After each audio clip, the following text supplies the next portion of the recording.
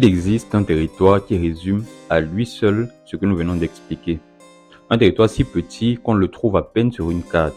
Et pourtant, pendant des décennies, il a occupé une fonction essentielle dans l'économie mondiale. Ce territoire, c'est l'île de Nauru. Nauru ne produisait pas de technologie. Nauru ne finançait pas l'économie mondiale. Nauru ne contrôlait ni monnaie, ni normes, ni routes commerciales. Mais Nauru possédait quelque chose de fondamental, une ressource.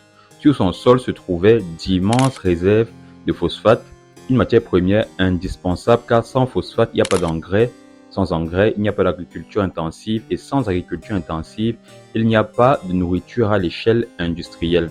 Pendant un temps, Nauru est devenu l'un des pays les plus riches du monde par habitant. Pas par l'innovation ni même par la transformation, mais par pure extraction. Tout semblait fonctionner. La ressource sortait du sol, elle était exportée, le système était alimenté et Nauru remplissait parfaitement sa fonction. Mais cette richesse reposait sur une illusion. Une seule fonction, une seule ressource et une seule place dans le système. Le phosphate était extrait, transporté et transformé ailleurs, la valeur ajoutée également. Au fil du temps, le sol s'est vidé, l'île s'est dégradée et l'environnement a été détruit. Et lorsque la ressource est épuisée, la fonction, elle, a disparu. Nauru n'avait pas changé de rôle. Le système, lui, n'avait plus besoin de cette fonction. Le résultat, une île rendue inhabitable en grande partie, une économie effondrée, une dépendance totale à l'extérieur. Un pays qui avait pourtant tout donné à la machine sans jamais en contrôler le fonctionnement.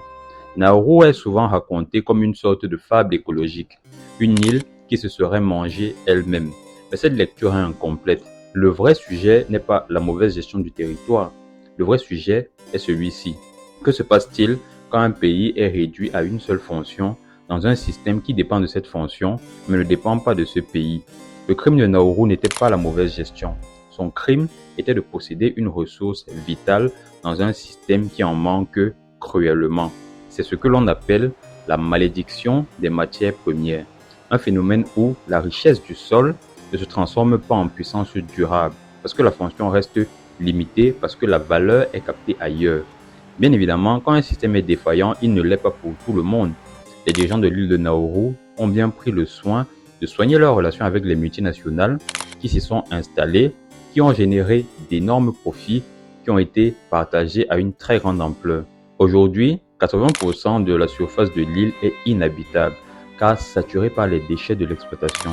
Les réserves de phosphate se sont totalement épuisées et la population est en surpoids. L'île est utilisée comme une prison pour les migrants rejetés d'Australie.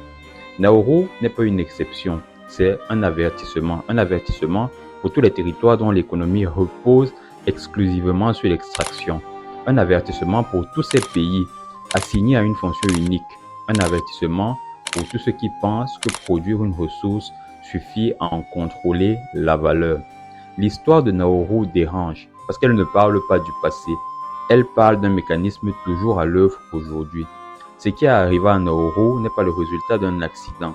Ce n'est pas une anomalie, c'est la conséquence logique d'un système fondé sur les fonctions.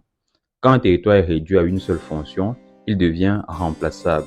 Quand une ressource s'épuise ou qu'une autre devient plus rentable ailleurs, la machine s'adapte, mais pas le territoire. Et surtout, ce type de trajectoire est rarement présenté comme un choix structurel. Il est souvent raconté autrement, comme une sorte d'erreur locale ou encore comme de la mauvaise gouvernance. Pour le cas de Nauru par exemple, les médias en ont parlé comme l'île qui s'est mangée toute seule. Mais la vraie question à poser dans ce type de cas est la suivante. Qui décide qu'un pays doit rester extracteur et qu'un autre doit transformer, financer ou normer? Parce que si les fonctions sont si déterminantes, alors les récits qui dominent notre lecture du monde méritent d'être interrogés. Pourquoi certaines crises sont expliquées par des idéologies, des rivalités historiques ou encore des chocs culturels, alors que la dépendance matérielle, elle, reste en arrière-plan? Pourquoi parle-t-on de conflits sans toujours parler des flux qui les précèdent?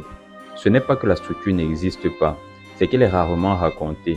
Et c'est précisément pour cela que des récits alternatifs sont nécessaires, pas pour remplacer les autres, bien qu'avec le temps s'opposer au récit dominant semble devenir de plus en plus une nécessité, mais surtout pour compléter ce qui manque et mettre en avant la réalité cachée derrière l'information officielle.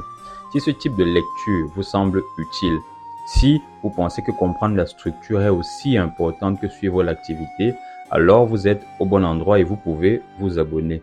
Soutenir ce travail, c'est soutenir une autre manière de regarder le monde, la vraie, pas celle communément acceptée.